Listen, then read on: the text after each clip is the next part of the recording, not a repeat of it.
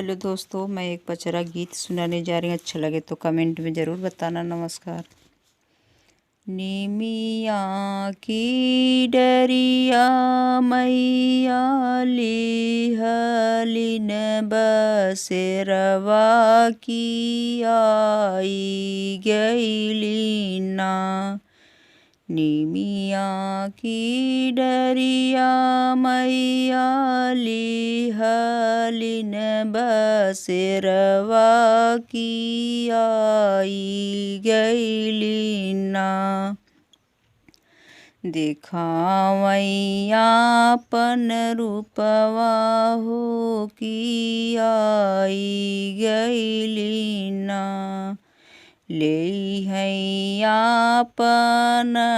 पूजनमा हो की आई गईलीना। लेहैयापन पूजनमा हो की आई गईलीना।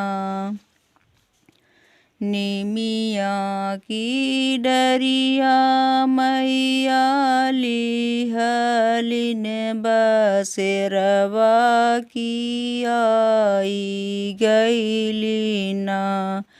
निमिया की डरिया मैया लिहलिन बसेरवा हो की आई गईलीना।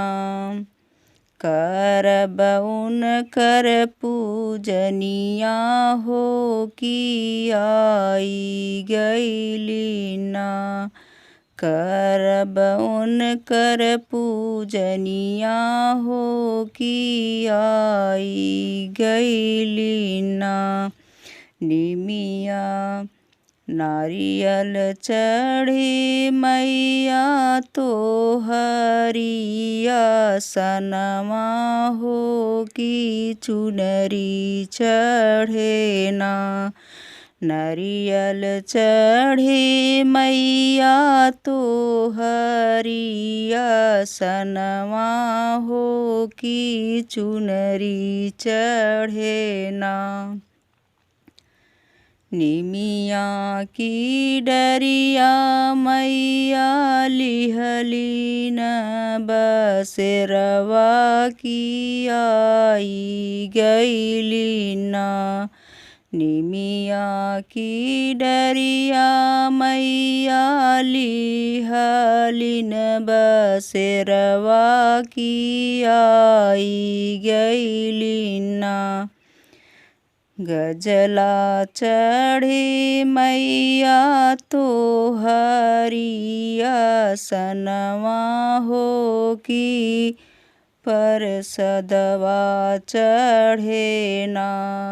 गजला चढ़ी मैया तो हरिया सनमा हो की परसदवा चढ़ेना।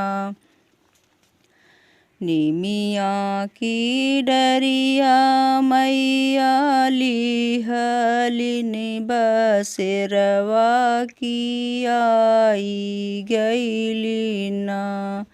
निमिया की डरिया मैया लिहलिन बसेरवा हो की आई गईलीना। रक्षा चढ़ी मैया तो हरिया सनमा हो की रोरी चढ़ेना। रक्षा चढ़ी मैया तो हरिया सनमा हो की रोरी चढ़ेना। निमिया की डरिया मैया लिहलिन बसेरवा हो की आई गईलीना। निमिया की डरिया मैया लिहलिन बसेरवा हो कि आई गईली ना। हेलो दोस्तों, नमस्कार। हमारा पचरा गीत कैसा लगा? अच्छा लगा हो तो कमेंट में ज़रूर बताना। नमस्कार।